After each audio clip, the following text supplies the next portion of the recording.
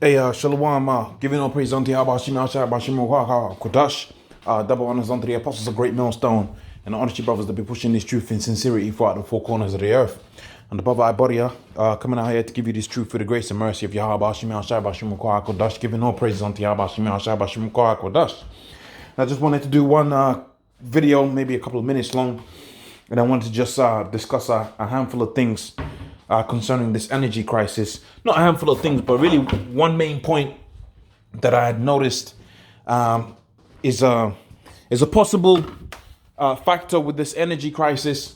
And for me, it's just simple mathematics. Okay, it's just simple maths, right? If you increase the demand of something, then obviously the prices was going to go up. And then certainly the supply has to meet that extra increasing demand. Now, what we know from mathematics, simple mathematics, is when you and simple thermodynamic efficiencies, when you go into mathematics, and this is very basic maths, you can conceptualize a lot of these things I'm going to say very easily.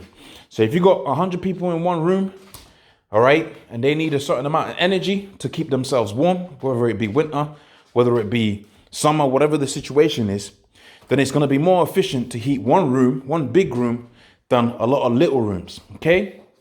And you should already be able to see where I'm going with this. And this is what you're not going to be seeing within the news. You're not going to see well-articulated thoughts. I'm not saying I'm well-articulated, but I would hope through the spirit of Yahweh Shema Shai that I either am or will become so, all right? But what you see with this whole narrative, with this whole C19, is you don't see the implications being spoken about upon the news. Now, mental health, that's a factor when you're cooped up within the household and you're being told to stay there. And that's why suicide rates have gone up. What else is a factor? The economy, which we know the elite banking families are trying to crash the economy. But if you was a critical thinker and you was working for the news, then you was going to have a situation where working for the news, you're supposed to be very critical about these policies that have a detrimental effect on the economy. Now, also, too, on the energy, and I haven't really seen anybody link this up, and I do apologize if a brother has linked this up, but I haven't really seen anybody link this up. But of course, if you force people to work from home, then the energy needs as a whole for the country goes up by the same proportion of the people that you've sent home. Now, we know that there's a whole bunch of people that work in factories, but there's also a large amount of people, and we can go for a nice percentage for around about 20%, maybe 25, maybe even 50% of a population is going to be working within an office. You think about New York, right? Most of those people are office workers, what you know as the service sector. All right. Now, a long time ago, especially out there within America, this is how America became strong. A long time ago out there within the United States, the people that was in the manufacturing realm, they was the predominant number of individuals. Now here within the UK, the vast majority of people that work, they work in what's known as the service sector. That is to say teaching, banking, what else? Anything that involves a laptop and an internet connection. That's what you would know as the service sector. You're serving somebody else's needs via the knowledge that's entailed within your head, right? Legal, solicitor, all of these individuals, right?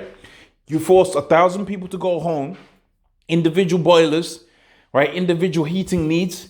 Your country's energy demands are gonna go up.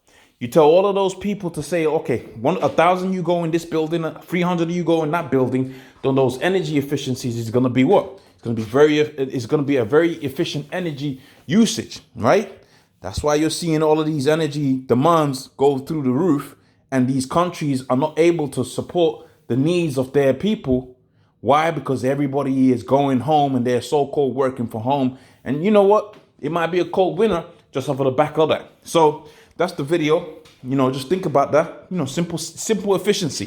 1,000 people in one room or 1,000 people in individual rooms. The energy consumptions of those individual rooms is going to be much higher than that of one single system, right?